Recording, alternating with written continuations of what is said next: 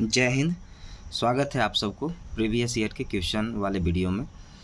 कहता है कि यदि 21 गाय उतना चारा खाती हों जितना 15 भैंस, तो कितनी गाय उतना चारा खाएगी जितना 35 भैंस। तो आपको भैंस के रूप में आंसर लेके जाना है, तो पहले भैंस का डेटा यहाँ से उठाइए। यानी 15 भैंस का वैल्यू 11 गाय है, तो हम कह सकते हैं कि 15 भैंस का जो वैल्यू है वो 21 गाय है। 15 भैंस का जो वैल्यू है वो 21 गाय है। तो एक भैंस का वैल्यू कितना होगा, तो 21/15। तो 35 भैंस का वैल्यू कितना होगा, तो मल्टीप्लाई यानी गुना कर देंगे 35 से। आ गया आंसर।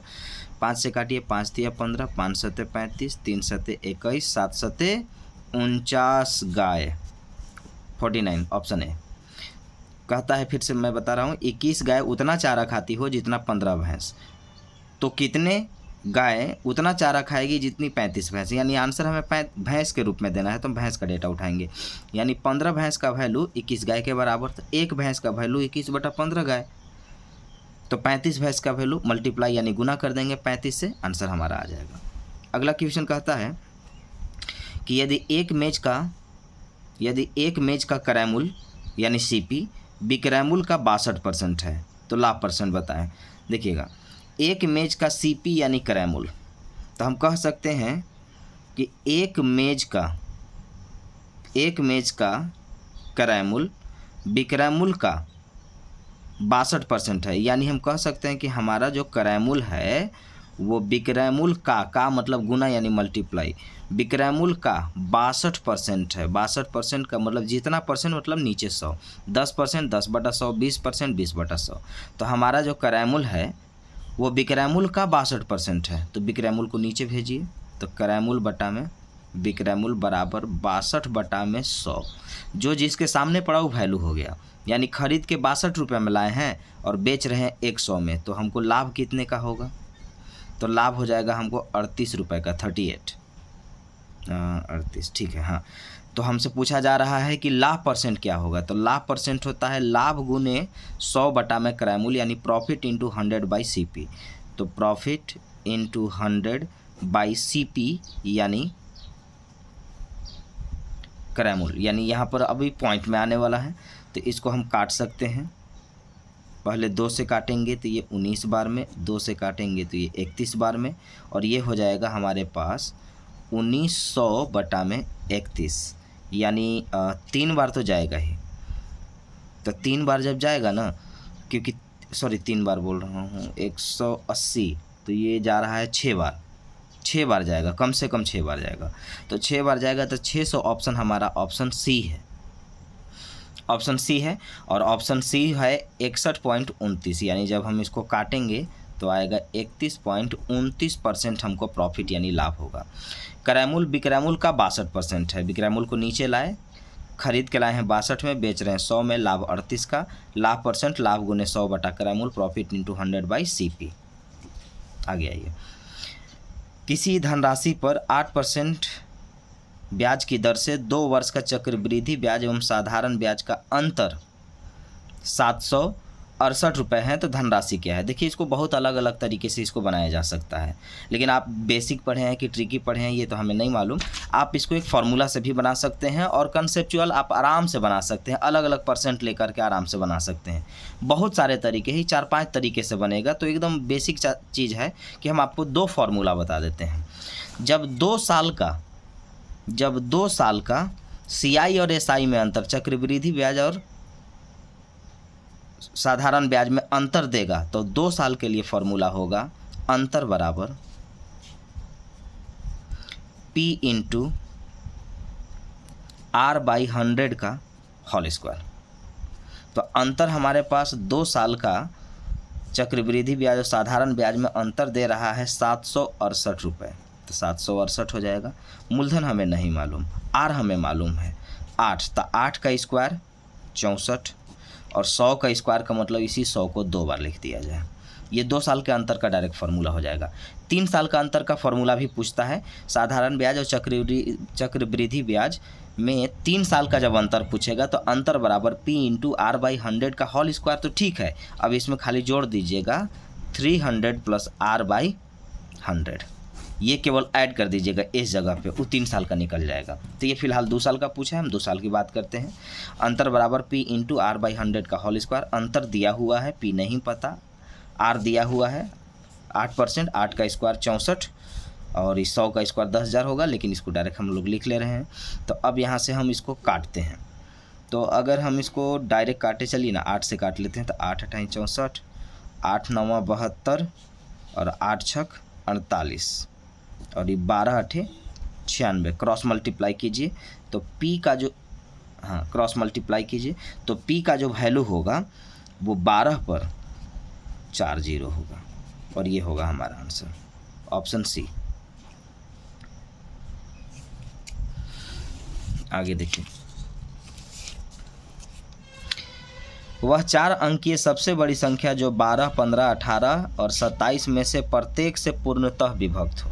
सबसे पहला चीज़ कि बड़ी से बड़ी संख्या उसको कहा जाता है जो 9 की बात करें, यानी 4 अंकों की सबसे बड़ी संख्या 4 गुना 9 होगा।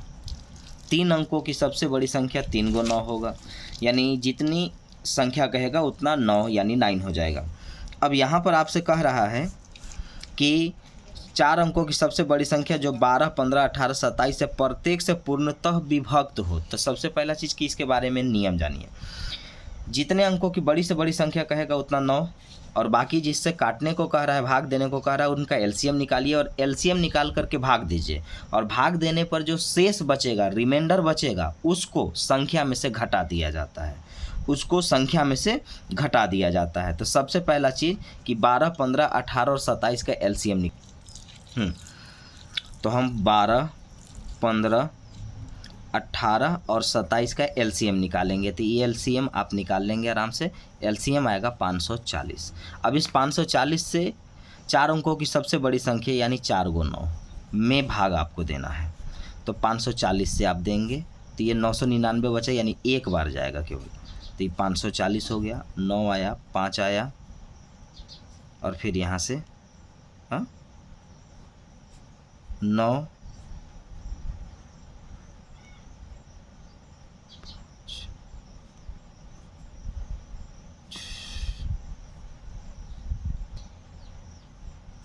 ठीक है। अभी बचा 9, तो इस 9 को उतारिए और ये 5 9 45, 9 बार में तो 45 से तो डायरेक्ट हो जा रहा है, 40 और है यानी नहीं जा पाएगा, 8 बार जाएगा। तो यहाँ 0, 8 चौका 32 और 8 बचे 40 और 3 43, बचा 9 7 2 279। तो अब ये शेष बचा, रिमाइंडर जिसको कहते हैं, इसको बड़ी से बड़ी संख्या में से घटा दिया जाए, ये नियम ही होता है। 200 इतना, तो ये आएगा 0279 यानी 9720, ऑप्शन बी। तो याद रखेंगे कि जब कभी भी कहेगा जितने अंकों की बड़ी से बड़ी संख्या उतना 9 मानिएगा, जिससे भाग देने को कहेगा उनको एलसीएम निकालिएगा, एलसीएम निकालने के बाद उससे आप भाग देंगे, एलसीएम निकालने के बाद आप उससे भाग देंगे और जो भाग देने के बाद जो शेष बचेगा रिमाइंडर, उसको बड़ी संख्या में से घटा देना है, आंसर हमारा आ जाएगा।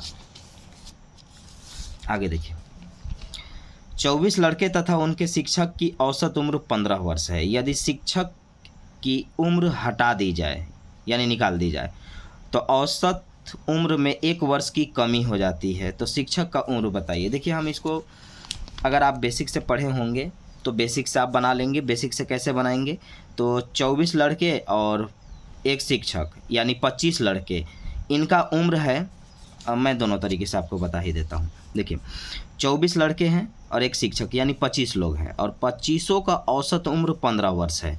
तो संख्या में औसत से गुना करने पर टोटल निकल जाता है। तो 25 लोगों का औसत उम्र अगर 15 साल है तो 15 से गुना करेंगे तो इन लोग सब मिलकर कितना है, ये आ जाएगा। तो 15 पचे 75 और 15 दूना 30 और 7 37। अब कह रहा है कि शिक्षक हट जाएंगे तो 24 लोग केवल बचेंगे, और तब इनका औसत उम्र 1 वर्ष कम होगा, यानी पहले 15 था अब हो जाएगा 14। तो अब कितना होगा ये देखिएगा, तो 14 चौका 56, 14 दूना 28 और 5 33। अब बताइए कि 15 लोगों का ये टोटल उम्र है और ये 14 लोगों का उम्र है, और इसमें से टीचर गए हैं, तो इनका टोटल उम्र में से इस उम्र को अगर घटाएंगे तो टीचर का उम्र आ जाएगा। तो टीचर का उम्र निकालिए, तो ये आ जाएगा 4 5 9 और यहाँ पर 3 39 39 वर्ष के टीचर थे। तो आराम से बन भी गया। बहुत सारे और मेथड हैं लेकिन अब उसकी ज़रूरत नहीं है क्योंकि आसानी से ही बन गया। तो संख्या में औसत से गुना करने पर टोटल निकलता है। ये तो एक बेसिक सा सॉल्यूशन है, लेकिन हाँ थोड़ा कैलकुलेटिव आएगा क्योंकि देखिए एकदम बेसिक है। तो इसको जब हम सॉल्व करेंगे तो देखिएगा 8 एकम 8 और 1 9 9 बटा में 8 प्लस 7 एकम 7 और 6 13 बटा में 7 5 दिया 15 और 3 18 18 बटा में 5। अब इनका आप एलसीएम लेंगे तो एलसीएम लेंगे तो ये हो जाएगा 8 7 56 और 56 गुने 5 तो 5 6 30 और 5 25 और 3 28 280। तो ये 280 हो जाएगा। 280 हो गया। अब यहाँ से हमें क्या करना है कि इसमें से भाग दे करके गुना करते चला जाना है। तो अगर हम 8 से भाग देंगे तो दिखेगा 8 तरीके 24 और 8 पचे 40 8 तरीके 24 8 पचे 40 यानी 35 बार में। 35 से 9 से मल्टीप्लाई यानी हम यहाँ पे गुना करेंगे। तो 35 से इसमें से गुना करेंगे तो देखिएगा कुछ कॉमन लेने लायक है, करना ही पड़ेगा। 9 पचे 45 और 9 तिया 27 27 और 4 31 प्लस 7 से करेंगे तो 7 चौका 28 यानी 40 बार में और 13 चौका 52 520। 5 से अगर करते हैं तो 50 25 और 5 छक 30 यानी 56 बार में। अब 56 गुने 18 हमको करना पड़ जाएगा। 5 से इसमें करेंगे तो 50 25 और 5 छक 30 यानी 56। अब 56 गुने 18 करेंगे तो चलिए 18 छक्का 108 हो 18 पचे 90 और 10 100। जब हम इसको जोड़ेंगे तो 1515 और 3 1800 तो डायरेक्ट हो गए और 1800 में 20 और 15 35 और 8 35 और 8 43 यानी 1843 और बटा में 280। तो ये चला जाएगा। जब हम इसको भाग देंगे तो यहाँ पर 6 बार में जाएगा और ये 163 और 280 बचेगा और ये होगा हमारा आंसर। तो ये कैलकुलेटिव तो था ही। इसको कैलकुलेशन से बचना है तो एक काम और कर सकते हैं कि ये वाला इसको जोड़ लीजिए आप। तो 3 और 1 4 और 1 5 तो अलग से आप ये कर सकते हैं कि 5 अलग रखिए और बचा आपके पास 1 बटा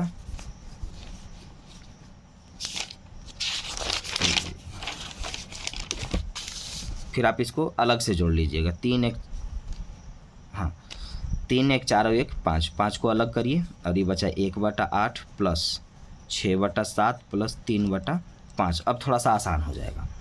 अब थोड़ा सा आसान हो जाएगा और इसका काम करिए, इसको रहने दीजिएगा, इसको लास्ट में सॉल्व कीजिएगा और यहाँ से भी वही चीज़ आएगा 6.163 बटा में 280।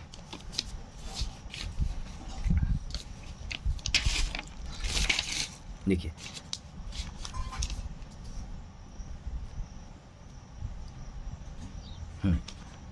यदि एक विद्यालय के विद्यार्थी में 70% लड़के और 504 लड़कियां हैं तो लड़कों की संख्या बताइए। देखिए बात अगर परसेंटेज का हो तो टोटल 100 माना जाता है। अब 100 में 70% लड़के हैं तो 30% लड़कियां हैं और 30% का जो वैल्यू दे रहा है ना, ये कह रहा है कि ये 504 है। तो 30% का वैल्यू अगर 504 हैं तो 1% का जो वैल्यू होगा ना वो 504 बटा में 30 होगा। तो हमें लड़का पूछा जा रहा है तो लड़के 70% है, हम डायरेक्ट 70% का वैल्यू निकालेंगे।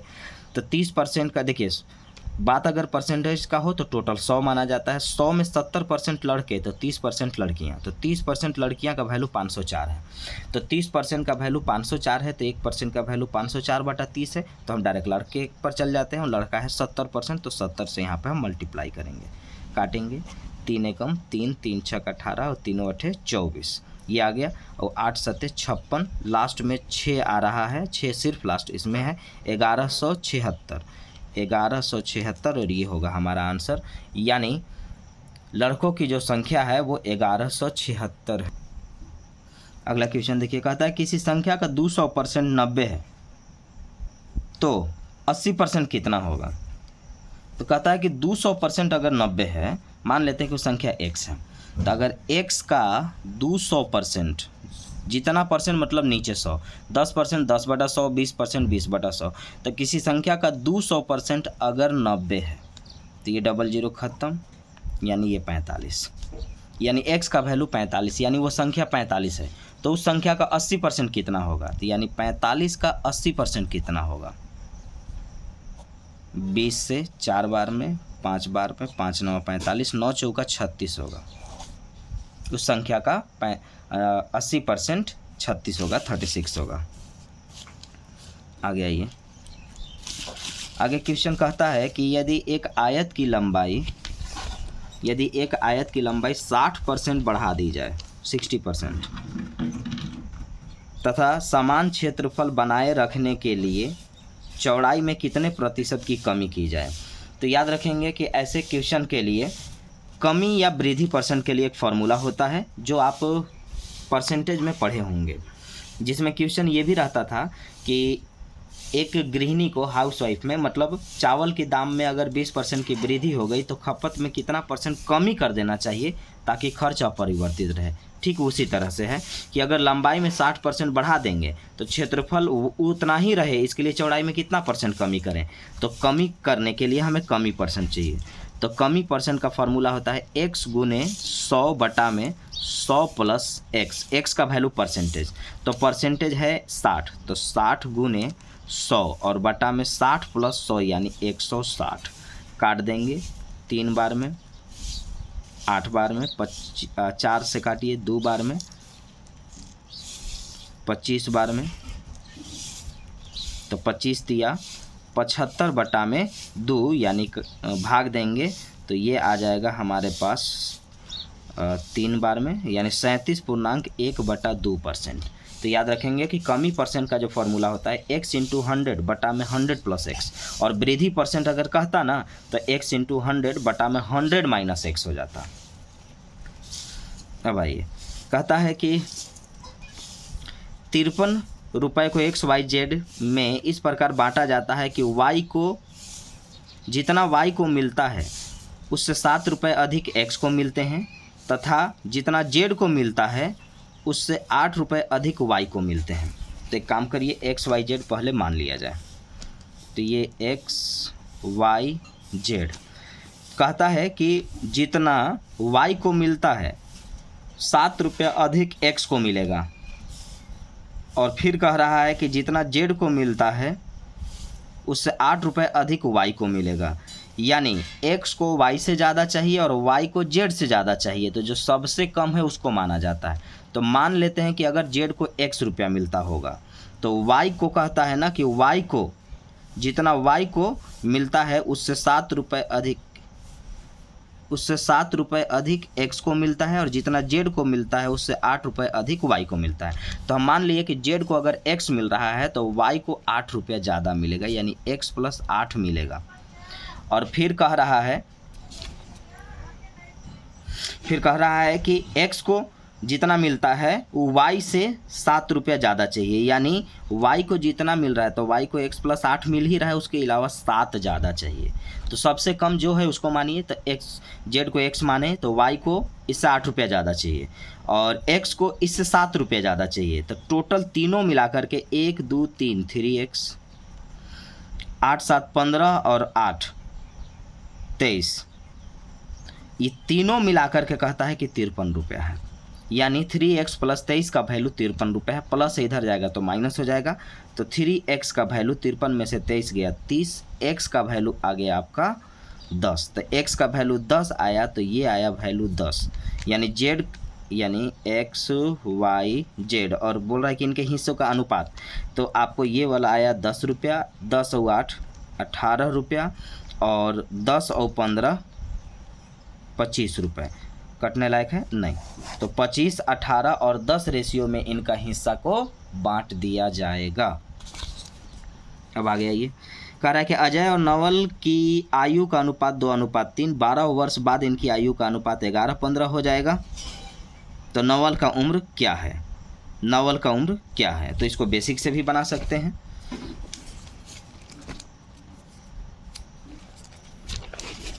देखिए, अजय और नवल के उम्र का अनुपात अभी, अजय और नवल का उम्र का अनुपात है, अनुपात मतलब बट्टा होता है जी, 2:3, या x से इसमें मल्टीप्लाई करेंगे ताकि इनका जो वैल्यू है x में इसमें रखने पर टोटल आ जाए। तो अजय और नवल का अनुपात है 2:3। 12 वर्ष बाद, तब 12 वर्ष ये भी बढ़ेगा, 12 वर्ष ये भी बढ़ेगा। 12 वर्ष बाद इनका जो आयु का अनुपात है वो 11:15 हो जाएगा। क्रॉस मल्टीप्लाई कर दीजिए तो 15 दूना के 30x प्लस 15 गुने 12, तो 15 दूना 30 और 15 एकम 15 और 3 18 बराबर 11 तिया 33x प्लस 12 एकम 12, 12 एकम 12, 1 13, 132। एक्स वाला एक तरफ, बिना एक्स वाला एक तरफ, प्लस से इधर भेजेंगे तो माइनस हो जाएगा, तो 33 में से 30 गया तो 3x, और ये प्लस से इधर आएगा तो माइनस हो जाएगा, तो 180 में से 132 गया यानी 48। काटेंगे तो x का वैल्यू 16 आएगा, तो 16 x का वैल्यू आया हुआ है। और आपसे पूछा गया है नवल, तो नवल है 3x में, तो नवल है आपका 3x में, x का वैल्यू 16, तो 16 तिया 48। नवल का जो उम्र होगा वो 48 साल होगा, यानी ऑप्शन सी। अगला क्वेश्चन कहता है, एक व्यक्ति अपने मित्र को 10% हानि पर एक कार बेचता है। यदि मित्र इसे 20% लाभ पर 54,000 रुपये में बेचता तो कार का वास्तविक लागत मूल्य क्या है। यानी कहने का मतलब है इसका कि एक व्यक्ति अपने मित्र को 10% हानि पर एक कार बेचता है। यदि मित्र इसको 20% लाभ पर 54,000 रुपये में बेचता तो कार का वास्तविक लागत मूल्य क्या है, यानी सीपी क्रय मूल्य क्या है। तो मान लेते हैं कि उसका लागत मूल्य 100 रुपया है, तो 100 रुपया है और 10% हानि का मतलब 90/100, 20% हानि का मतलब 80/100, यानी 100 में से घटाते हैं, हानि में 100 में से घटाते हैं और लाभ में 100 में जोड़ देते हैं। तो कह रहा है कि मान के चलते हैं कि 100 रुपये में खरीदा है और 10% हानि पर बेच रहा है, यानी 90/100 में बेच रहा है। लेकिन फिर कह रहा है कि नहीं, अगर वो 20% लाभ पर बेचता तो यानी 120% पर बेचता और इसको ये 54,000 रुपये में बेच देता, 54,000 रुपये में, तो इसका क्रय मूल्य यानी सीपी क्या है। तो निकालिए, यहाँ से 00 कैंसिल, 9 से काट दीजिए, 9 छक 54, 12 पचे 60, 500 में 2 जीरो से और गुना करेंगे तो x का वैल्यू आ जाएगा 500 पर 00 यानी 50,000। इसका मतलब हुआ कि 50,000 रुपया में ई खरीद करके लाया था, ऑप्शन सी। अगला क्वेश्चन पर आइए। कहता है कि एक छाते का अंकित मूल्य 80 रुपया है जिसको 68 रुपये में बेचा जाता है, तो छूट क्या है। 80 रुपया, ठीक है, 80 रुपया MRP है और 62 रुपया में 68 रुपया में इसको बेच दिए, यानी हम इसको छूट कितना दिए, तो छूट दे दिए हम इसको 12 रुपये का। तो छूट परसेंट होता है छूट गुने 100 और बटा में अंकित मूल्य यानी MRP, यानी डिस्काउंट इंटू 100/MRP। तो यहाँ से 20 से 5 बार में, 4 बार में, 4 तिया 12, 3 पचे 15% का इसको डिस्काउंट दिया गया, छूट दिया गया, ऑप्शन ए।